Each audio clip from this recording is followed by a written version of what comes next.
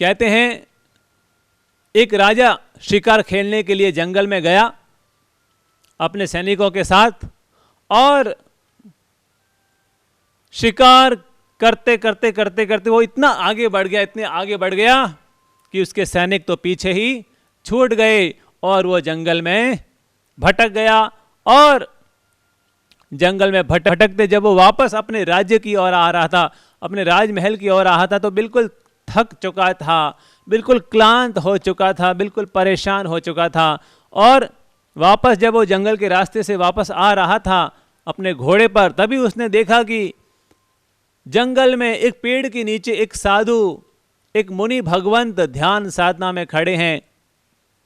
उनके चेहरे से ओज टपक रहा है, उनके चेहरे से प्रसन्नता टपक रही है, उनके चेहरे से साधना की रश्मियां बिखेर रही है। और जब उस राजा ने उस मुनि को देखा, उस युवा मुनि, केवल 27 साल का वो युवा मुनि, तेजस्वी चेहरा, गोर वर्ण चेहरा, अच्छी कद काठी, राजा को देखकर कि बड़ा आश्चर्य हुआ कि इस भरी जवानी में ये युवा संत बनकर के, मुनि बनकर के साधना कर रहा है, और वो भी इस जंगल में जहाँ कोई आसपास नहीं, केवल नीचे बिछाया हुआ आसन है, पेड़ के ऊपर छाया है और शरीर पर सफ़ेद वस्त्र धारण किया हुआ है, और एक झोली में जरूरी आवश्यक उपकरण है, और वो साधना में तल्लीन है। बड़ी शांति, बड़ा आनंद, बड़ा सुकून चेहरे से नजर आ रहा है। राजा उसे देखकर बड़ा प्रभावित हुआ, बड़ा आकर्षित हुआ, और उसका मन उसकी ओर खींचता चला गया। और वह धीरे धीरे उस मुनि के पास पहुंचा, साधु के पास पहुंचा, और उसे ऐसा लगा कि जैसे उसे असीम शांति मिल रही है, सुकून मिल रहा है, उसको तृप्ति मिल रही है, और उसकी सारी परेशानी, सारी अशांति, सारी क्लांत अवस्था, सब कुछ दूर हो चुकी है। और उस मुनि के पास पहुंचकर उसे बड़ा आनंद महसूस हो रहा है। उसे लगा, अरे वाह, इस युवा मुनि के भीतर कितना तेज है, कितना ओज है, इसके पास जाने मात्र से मुझे बड़ा सुकून और शांति महसूस हो रही है।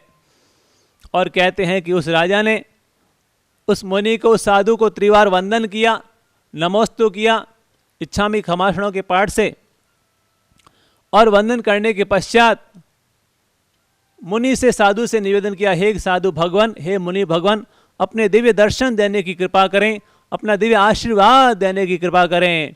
और कहते हैं कि उस मुनि ने मंद मंद मुस्कुराते हुए अपनी आंखें खोली और उस राजा को आशीर्वाद प्रदान किया। राजा ने पूछा, हे मुनि भगवान, आप इस भरी जवानी में संत बन गए, इस भरी जवानी में साधु बन गए, और इस घोर जंगल में साधना कर रहे हैं, कृपया आप अपना परिचय देने की कृपा करें। जैसे ही साधु मुनि भगवान ने सुना तो वो मुस्कुराए और कहा, हे राजन, मेरा नाम तो अनाथ है। राजा सुनकर के चौंका, क्या आपका नाम अनाथ? मेरे राज्य में कोई अनाथ भला कैसे हो सकता है? और राजा ने फट से कह दिया, अगर आप अनाथ हैं तो आज से मैं आपका नाथ बन जाता हूं। जब मुनि ने यह सुना तो मुनि फिर मुस्कुराए और कहने लगे, राजन, अरे तुम तो खुद ही अनाथ हो, तुम भला मेरे क्या नाथ बनोगे। जैसे ही राजा ने यह सुना तो राजा फिर चौंका। राजा ने कहा, हे युवा मुनि, आपको नहीं मालूम मैं कौन हूं? आपने अभी मेरा परिचय प्राप्त नहीं किया है। जब आप मेरा परिचय प्राप्त करोगे तब आपको पता चलेगा कि आपके सामने कौन है। अरे, मैं इस विशाल साम्राज्य का राजा हूं, इस विशाल साम्राज्य का राजा हूं। मेरे पास हजारों हाथी, हजारों घोड़े, हजारों सैनिकों की विशाल जमात है, असीम मेरे पास राजकोष है, और आप मुझे कह रहे हैं कि मैं अनाथ। अरे, आप मेरी शरण में आ जाइए, मेरे राजमहल में चलिए, मैं आपको सारी सुविधाएं प्रदान करूंगा, आपको 56 भोग प्रदान करूंगा, आपके लिए शानदार व्यवस्थाएं आयोजित करूंगा। मैं आपसे बड़ा प्रभावित हुआ हूं, आपकी साधना के तेज और ओज से मुझे बड़ी शांति और आनंद मिला है, तो आप कृपया करके मेरे राजमहल में पधारने की कृपा करें। जैसे ही युवा मुनि ने यह सुना तो फिर वो मुस्कुराए कि राजन, तुम्हें अपनी जिस समृद्धि पर अहंकार आ रहा है, तुम्हें अपने जिस राज्य पर अहंकार आ रहा है, अरे आपको नहीं मालूम, मैं भी पास के राज्य के राजा का राजकुमार था। मेरे जीवन की हकीकत यह है, मेरे जीवन की सच्चाई यह है कि मुझे एक बार भयंकर ज्वर रोग हो गया। इतना भयंकर ज्वर कि मेरे पिताश्री ने दिन रात एक कर लिया, पूरे राजमहल को उठा लिया और पूरे राज्य से वैद्यों को बुलाया, हकीमों को बुलाया, डॉक्टरों को बुलाया। उन्होंने मेरा इलाज किया, लेकिन सबने हाथ ये कहते हुए छिड़क दिया कि हे राजन, हम आपके पुत्र को बचा नहीं सकते, हम राजकुमार को बचा नहीं सकते, बस ये थोड़े ही समय का मेहमान है। मैं अपने सामने अपनी मौत देख रहा था। ढेरों राजकोष फीका पड़ गया, इतना बड़ा साम्राज्य फीका पड़ गया, इतनी सारी विशाल सेना फीकी पड़ गई, और सैकड़ों वैद्य डॉक्टर सब हाथ छिटक कर साइड में खड़े हो गए कि हम इस राजकुमार को बचा नहीं सकते। मैं अपने सामने अपनी मौत देख रहा था। मेरे मन में आया, ओहो, मैं इतने बड़े राजा का राजकुमार पुत्र होने के बावजूद भी कोई मुझे बचा नहीं पा रहा है, कोई मुझे शरण नहीं दे पा रहा है, कोई मेरी रक्षा नहीं कर पा रहा है। तब मुझे उस समय राज्य की निस्सारता का अनुभव हुआ, इस सारी सुविधा की निस्सारता का अनुभव हुआ, इस सारी ऐश्वर्य सामग्री का निस्सार एहसास हुआ। तब मुझे लगा, ओहो, इस दुनिया में मेरी कोई शरण नहीं, कोई मेरी रक्षा नहीं कर सकता है। और रात को सोते सोते ही मेरे मन में शुभ संकल्प जगा कि अगर सुबह होते होते अगर ये मेरा ज्वर दाह शांत हो जाएगा। मैं पल पल तिल मिला रहा था, मैं पल पल क्लांत हो रहा था, दुखी, अशांत और भयभीत हो रहा था।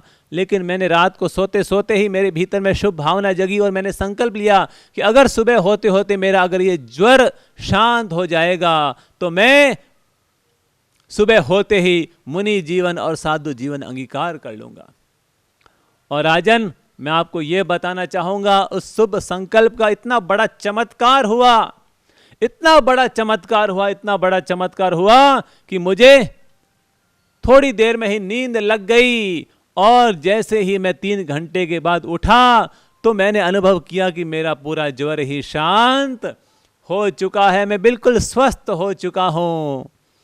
और मैं अपने संकल्प पर अडिग रहा। मैंने अपने पिताश्री से निवेदन किया, अपनी माताश्री से निवेदन किया, और अपने संकल्प के अनुरूप मैं इस मुनि जीवन और संत जीवन के मार्ग पर आ गया और मैंने प्रभु के चरणों में दीक्षा अंगीकार कर ली। और अब इस जंगल में आकर के मैं साधना का आनंद ले रहा हूं। जैसे ही राजा ने ये सुना तो राजा उस मुनि के चरणों में फिर से नतमस्तक हो गया कि धन्य है तुम्हारा संकल्प और धन्य है तुम्हारी साधना। अरे, आपकी साधना के सामने, आपकी तेजोमय जीवन के सामने तो मेरा ये पूरा साम्राज्य भी फीका है।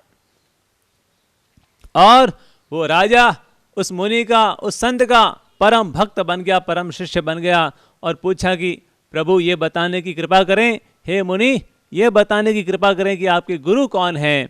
तब उस मुनि ने कहा, भगवान श्री महावीर मेरे गुरु हैं और उनकी दिव्य आशीर्वाद और उनकी दिव्य कृपा और उनके दिव्य मार्गदर्शन से ही मैं इस जंगल में आया हूं और साधना कर रहा हूं और अपने जीवन में परम शांति, परम आनंद, परम आत्म वैभव की ओर बढ़ रहा हूं।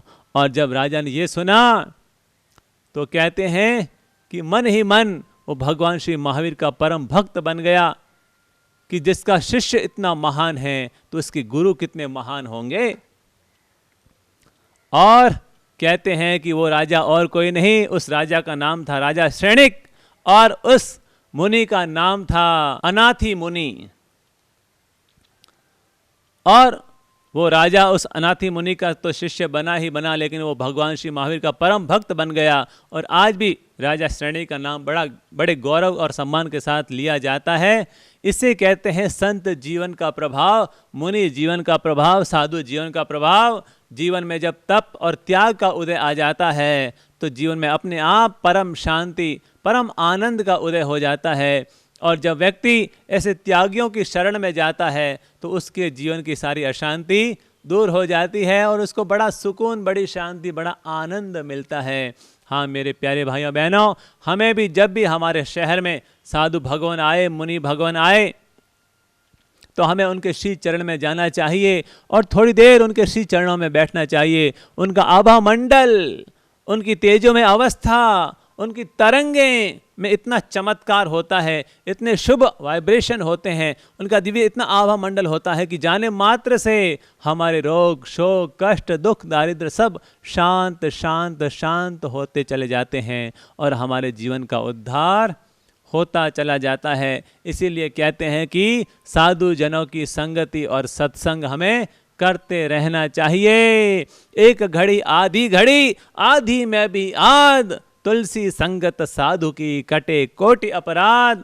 अरे एक घड़ी, आधी घड़ी और आधी से भी आधी घड़ी अगर किसी सच्चे साधु की संगत मिल जाए तो इस जीव का बेड़ा पार हो जाता है। अरे सत्संग का तो ये महात्म्य है कि वो डाकू को भी साधु बना देता है और हराम को भी राम से भी महान बना देता है।